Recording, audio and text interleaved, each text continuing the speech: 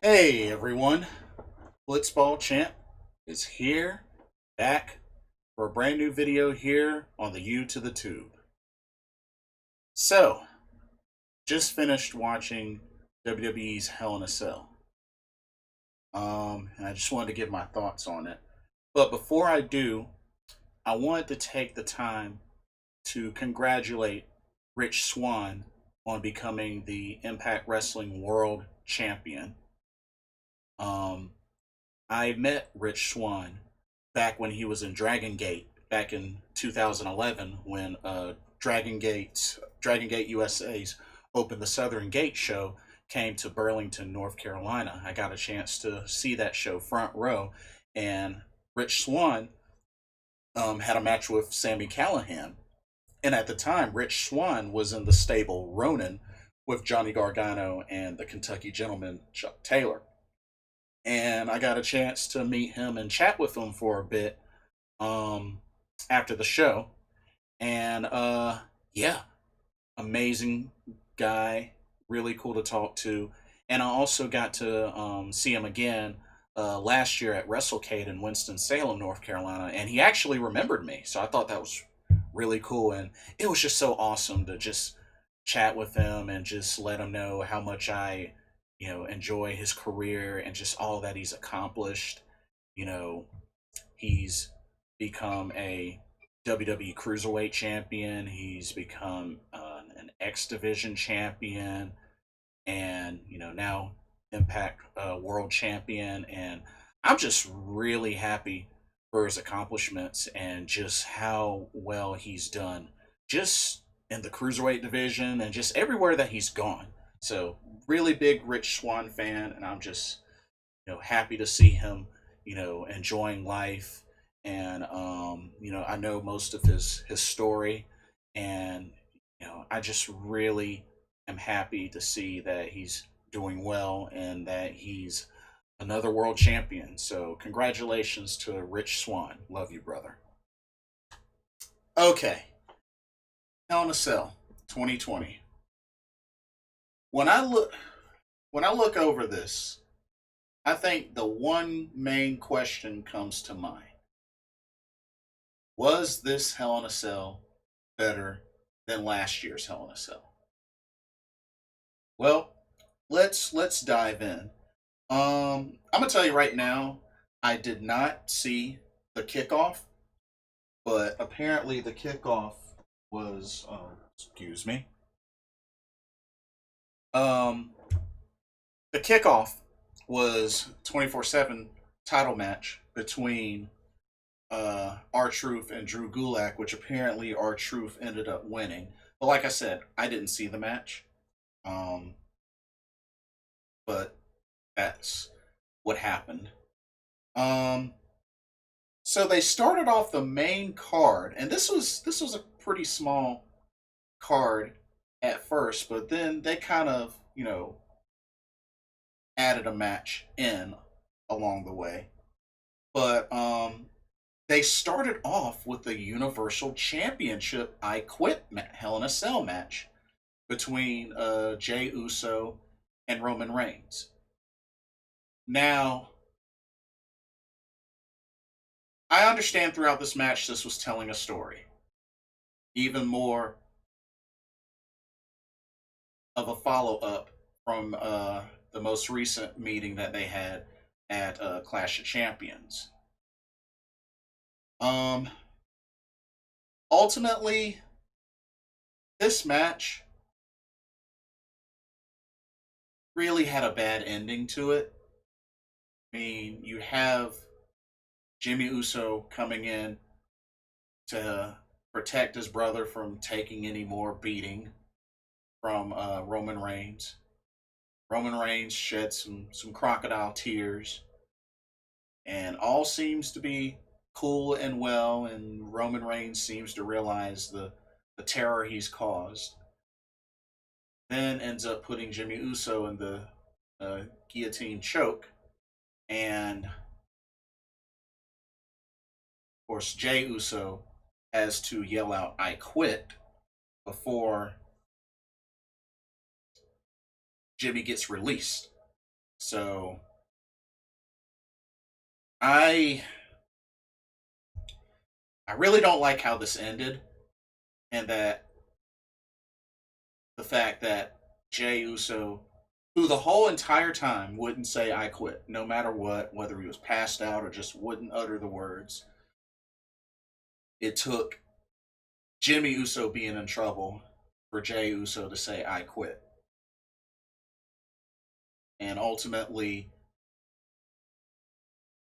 Roman Reigns retains the Universal Championship. Not only that, but his family of the Wild Samoans, Alpha and Sika, crown him with a red lei, and he is deemed the tribal chief. Now, of course, supposedly the Usos are now, kicked out of the family. But honestly, I think at some point along the way, both Rikishi and The Rock are going to get involved some way, somehow. But I mean, ultimately, it really wasn't a match I was hyped for, but it was okay. Just really didn't like the ending. But I mean, I figured Jey Uso wasn't going to win this match anyway. So yeah. Um. Next up, we had Elias versus Jeff Hardy, which I really did not care about, and Jeff Hardy causes himself to get disqualified by hitting Elias with his guitar. I mean, I know that feud's not over, but I just really wasn't into the match, to be honest with you. I really was not into the match. Uh Next up we had the match for the Money in the Bank contract. We had the Miz versus the current Money in the Bank winner slash holder, Otis. Now, the match was going on. John Morrison ended up getting kicked out. And then, in the heat of the moment, Tucker hits Otis with the Money in the Bank briefcase, and The Miz gets the pin and is now the new holder of the Money in the Bank contract. Here's a few things with how that went down.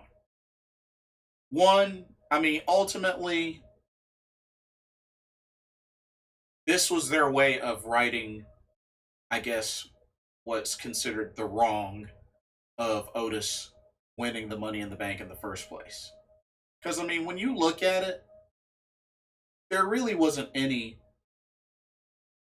rightful opponent who was a champion for Otis to cash in on. I mean, let's be real. Because at the time, it was either going to be, The Fiend or Braun Strowman, or an equivalent. And there was no way Otis was going to beat either of them. Let's just keep it real. So they had to figure out a way to fix that because, I mean, I know there were rumors of him considering cashing it in for tag team titles, but that idea just doesn't seem like it would make any sense. But this was the way that they had to come up with to get the Money in the Bank out of Otis's hands because we know for sure it won't go and get cashed in, and Otis wasn't going to win the title from cashing in. That just won't go happen. But the other thing is this: I feel like there's pros and cons to the Tucker heel turn.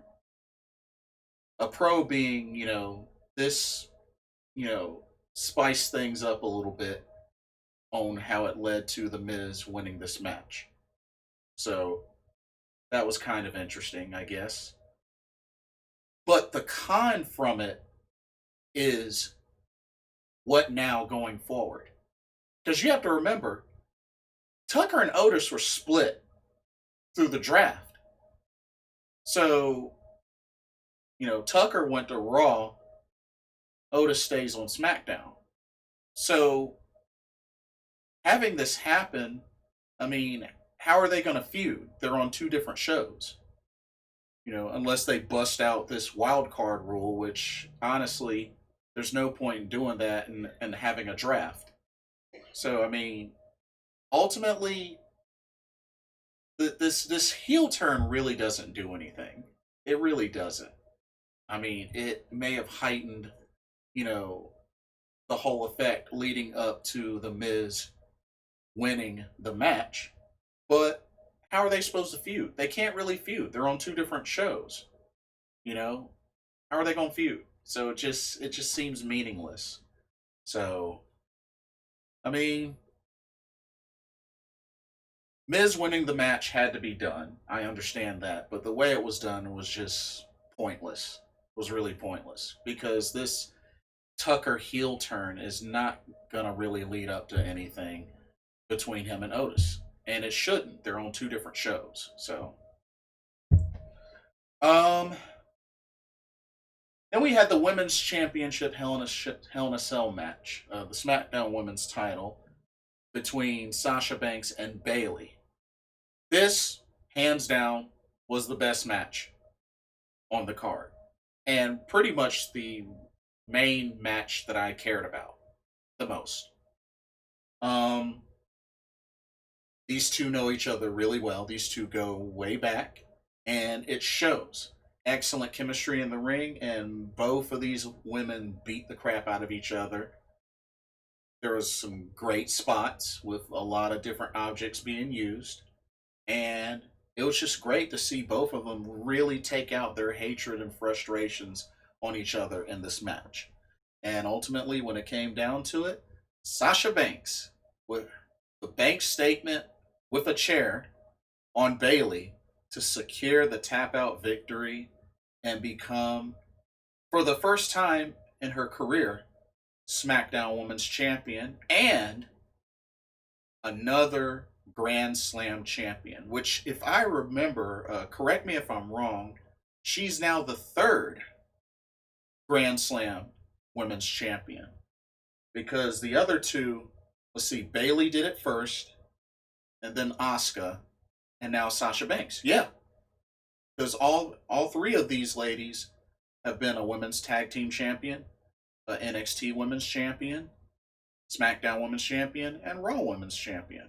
So yeah, Bayley, Asuka, Sasha Banks, with Sasha being the newest member of the Grand Slam family. So definitely happy for Sasha Banks. Although there was some sort of, I had my reservations on whether they would pull the trigger here at Hell in a Cell, or maybe Survivor Series, or maybe even later. But I'm glad that they did this.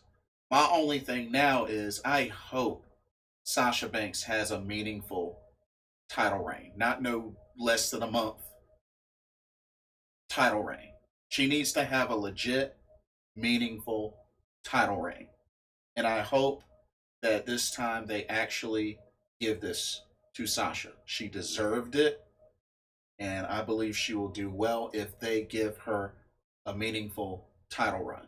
She deserves it. So, congratulations to Sasha Banks.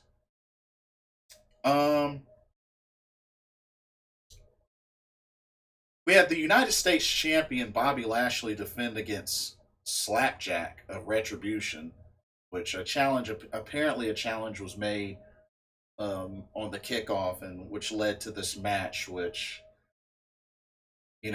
Bobby Lashley won, putting the Hurt Lock on Slapjack, which this wasn't a long match.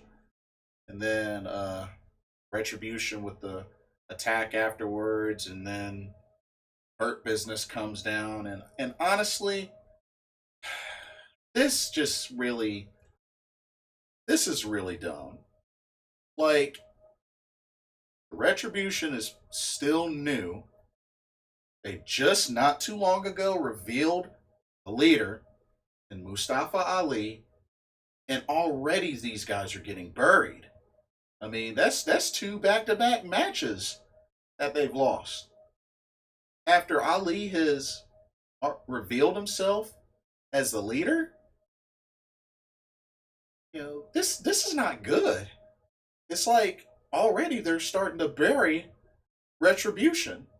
After all that buildup and after all just making them look like this powerhouse stable that's just going to wreak havoc on everything and everybody, but they're getting buried, you know, and they're supposed to be a stable that wreaks havoc on WWE to punish the WWE, and yet they're giving WWE contracts. Just the way they're doing this is just it's not good. It's just not good, and it's another setback for Retribution. But we'll see going forward. It looks like Retribution and Hurt Business will be feuding for quite a bit, but yeah, it's just bad. It's just really really bad. Then we had the main event, Hell in a Cell match for the WWE Championship, Randy Orton against Drew McIntyre. Um, finally, finally, third time was the charm, I guess, and Randy Orton becomes a 14-time WWE champion, ties with Triple H, and was able to defeat Drew McIntyre. Um, I just really hope this feud is over. I really do. I really hope this feud is over, and I've been so sick and tired of it. So I really hope this feud is over. But something tells me it probably isn't, because it'll probably resume at Survivor Series. But yeah, like I said, looking back at it, would I say that this was better than last year's Hell in a Cell or vice versa? Honestly, I think it was about even. Because last year's Hell in a Cell, really the only match that I enjoyed, that I was into, was the Kabuki Warriors versus Alexa Bliss and Nikki Cross, where the Kabuki Warriors won the tag titles. Asuka busted out the Green Mist, and the Kabuki Warriors turned heel in the midst of the match. So, and really, this year's Hell in a Cell, only match I really enjoyed was Sasha Banks versus Bayley. So, I mean, honestly, I'd say these two are even.